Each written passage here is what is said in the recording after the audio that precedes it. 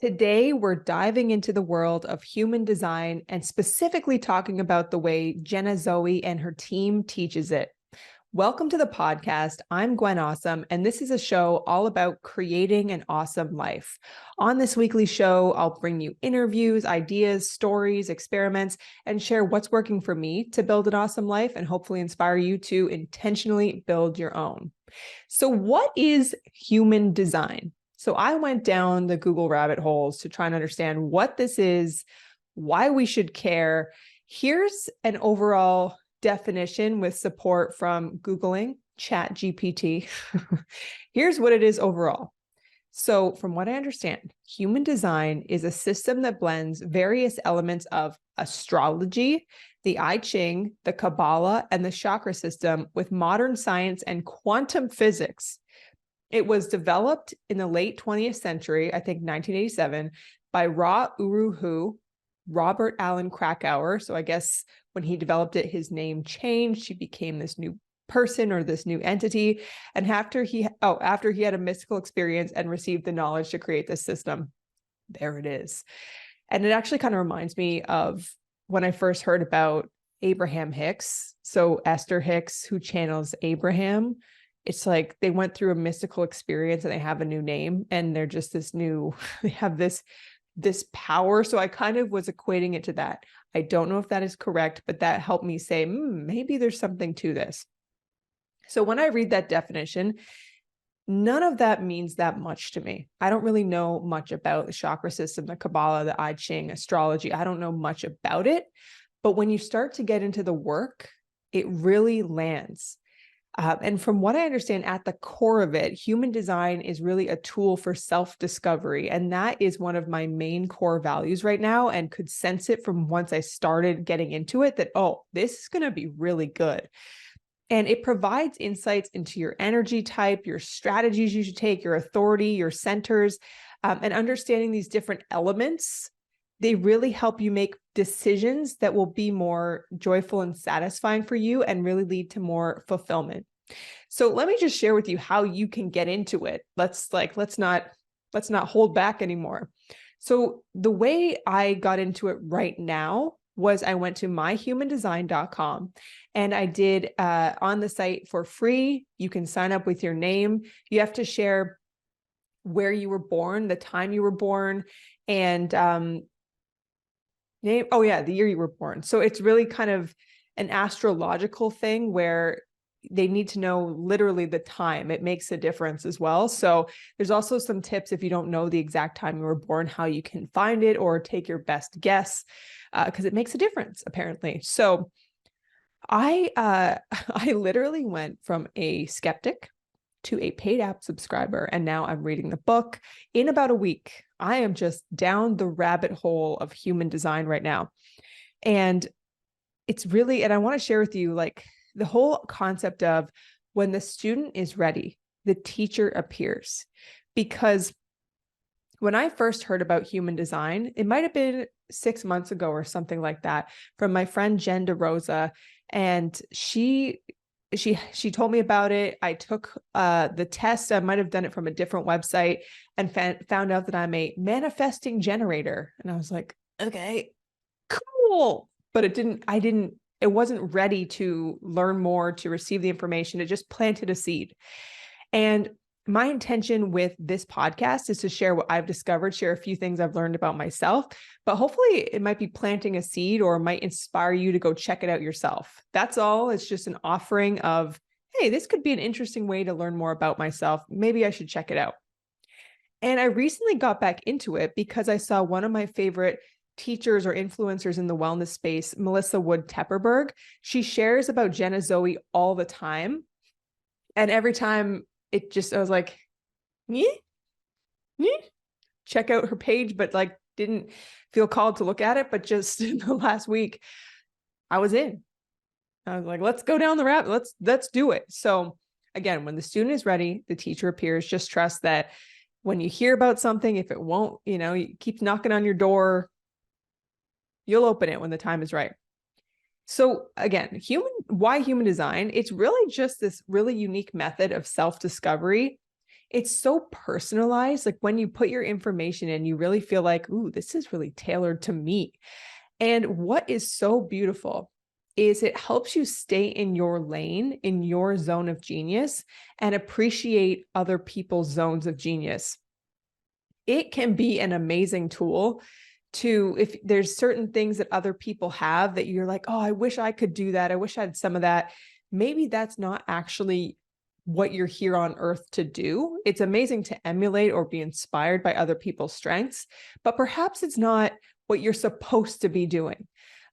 So if you listen to Jenna's podcast called My Human Design, so many episodes share about the genius that one person has, but one person doesn't exactly have it. And it just really helped me remember that if I can stay in my own lane, true magic and true joy will continue to unfold, versus if I keep trying to like be more like this other person or do what they're doing. So it's really an invitation to be yourself. And I'm here for it. That's what we need to create an awesome life. And what I really love about specifically learning from Jenna Zoe is she feels so effortless, so aligned, so light, so easy when she's sharing. You know, when a teacher is telling you something, but you kind of feel like they're forcing information on you or they're pushing something. I've never felt that she is pushing something, she is forcing something.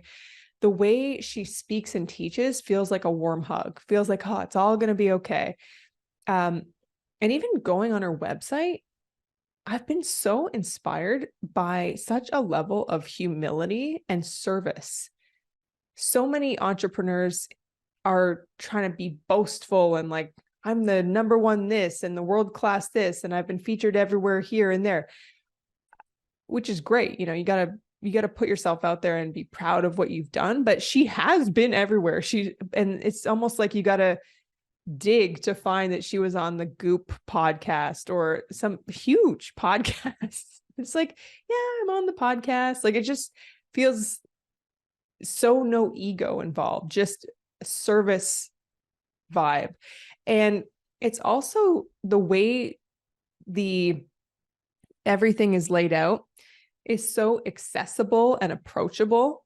Now, I know from listening to the podcast, and Taylor, her head of content, is on the podcast. I know Taylor has a big role in that as well, but it's just it's like a breath of fresh air. It's so inspiring to me that in this online entrepreneur world, somebody having this real sense of, I know I do good work and I'm not trying to be over the top or forcing it. So that was a huge just aha moment and inspiration to me. So back to my journey of My Human Design. So I did the free online, not quiz, free, just put my information in, got all the info, which of course is a very generous offering where you don't have to pay anything. But what's so great about that from a business standpoint is that you want to know more. If you're like me, if you're a curious person, it's like, I need to know everything. Take me in. So I checked out the app and immediately I'm like, I got to pay $7.50 for this right now. And just started to go so deep into it. And I have the app here and just want to share a couple of things because I think it's fun to hear about other people's gifts. And I was blown away because I have been living incorrectly. I have been not living in my strengths for quite some time. I have been driven most of my 20s in looking externally good and having different work projects or being associated with certain people to try and look a certain way. And yes, there was some fun in that, but it always felt fleeting and always felt that it's not going to last for too long, or that I needed to do things right. And it just, it was very ego driven, and I'm done.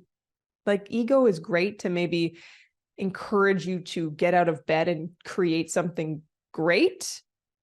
You know what? Let me take that back.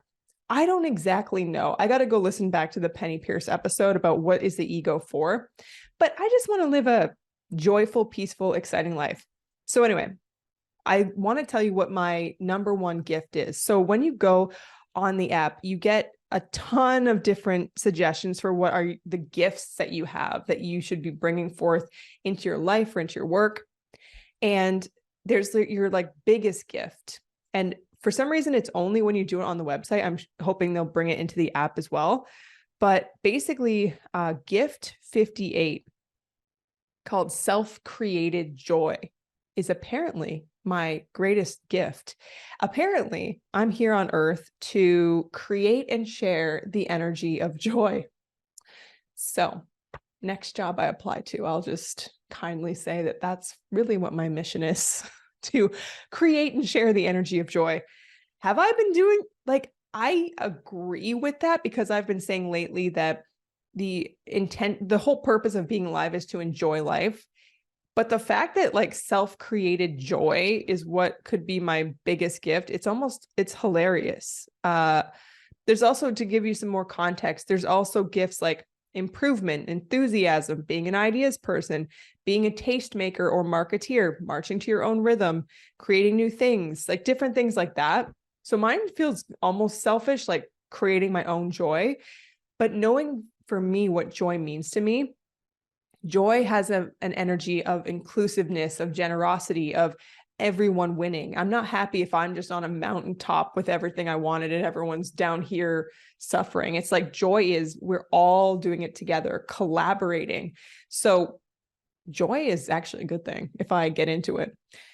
And I also found something really interesting. There's something called your life theme as well. And my life theme is to bring about change and improvement using love and beauty. I love that, because that is not what I've been doing. Or it is kind of, I've seen glimpses of it where when making online courses, I always care so deeply about the aesthetics. I want it to be a beautiful experience. I want people to feel the love when they're taking a course. I want them to feel like it's not just some cold online education experience. It's an energy. You're stepping into a world. You're stepping into that teacher's world. And you feel, I might not have used the word love, but you just feel like something is happening here. Like there's an energy to it and being in that person's school. So that makes sense. And even now, being a mom, bringing about change and improvement using love and beauty, it's been really interesting being a mom and how much I care about beauty and taking care of myself more. Like I will get ready, put on makeup and lipstick and try and look my best, even if I'm staying home all day. It's just, I want to feel that energy of beauty. I feel like it's really powerful to just, because it makes you feel a certain way and show up a certain way when you go into different rooms. So I thought that was really cool. Also, some signs that I'm on the right path is satisfaction. Just satisfaction. And I love that so much, because satisfaction can mean, like just earlier today, Liam, my son, had to get some shots, needles, vaccines, being 4 months old. And it's so painful to watch him have to get needles, right? And so that's not satisfying. But to me, it's like, how can I make this in some way a satisfactory experience? To me, the healer was McDonald's French fries and an iced coffee. Satisfaction after pain. Or taking time to put my food together well, or listening to a song that's just kind of comes up and I'm like, oh, I really want to hear that song. It's just moments like that. It doesn't have to cost a lot of money, but it's just satisfying. Waking up early, seeing a sunrise, having a warm bath, doing my hair.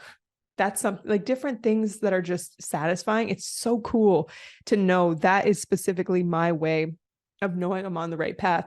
And then there's a section called my not self. So how do you know that you're not on the right path? We're always on the right path, but you're just kind of veering off on the hard way versus the most enjoyable way. And that would be frustration. So that's exciting to know, because I have not been frustrated in so long. I've been very frustrated when I worked in towards the tail end of my last full-time job before I got laid off, there was lots of frustration and not feeling like I could make a contribution. And so now it's kind of cool. So if I feel frustration, it's a really amazing indicator that something's amiss, something needs to be tweaked to get back. And the last thing I thought was super cool and kind of random, but really interesting, was they talk about your digestion. Like, what's the best way for you to digest food? Seriously. And to me, it's a calm atmosphere. So I thought that was really, it's the best way that you're designed. It's the best way for you to be designed to be eating. And you would think everyone would have calm atmosphere, right? But no, several people have like a busy atmospheres, like having the, like being in a restaurant could be best for you. It's really interesting. And so I've tried to make a switch lately where instead of watching a YouTube video or screens whenever I can, I just try and keep it quiet, keep it peaceful, maybe not even listen to anything when I'm eating and just be in that calm digestive mode. So I'm experimenting with it. And when you actually get the app, you can also add people so you can check out their charts as well. So right now I added my little son and I added my husband on there, and him and I are like opposites. So it's kind of interesting to see that we're very different and we make it work. So that's been adding. So the human design and Jenna Zoe's work has been adding such an element of awesome to my life lately. And I encourage you to check it out. It's free to learn. I'll add it in the notes below. And just watch Jen's podcast too. She's been on a ton of podcasts, great ones as a guest. So you can learn a lot there. And if you check it out and you love it, pass it on to a friend, or perhaps share this episode with a friend so they can check it out. So I'm wrapping up today's episode. So thank you so much for listening. I hope you enjoyed it, and I hope you have an awesome day.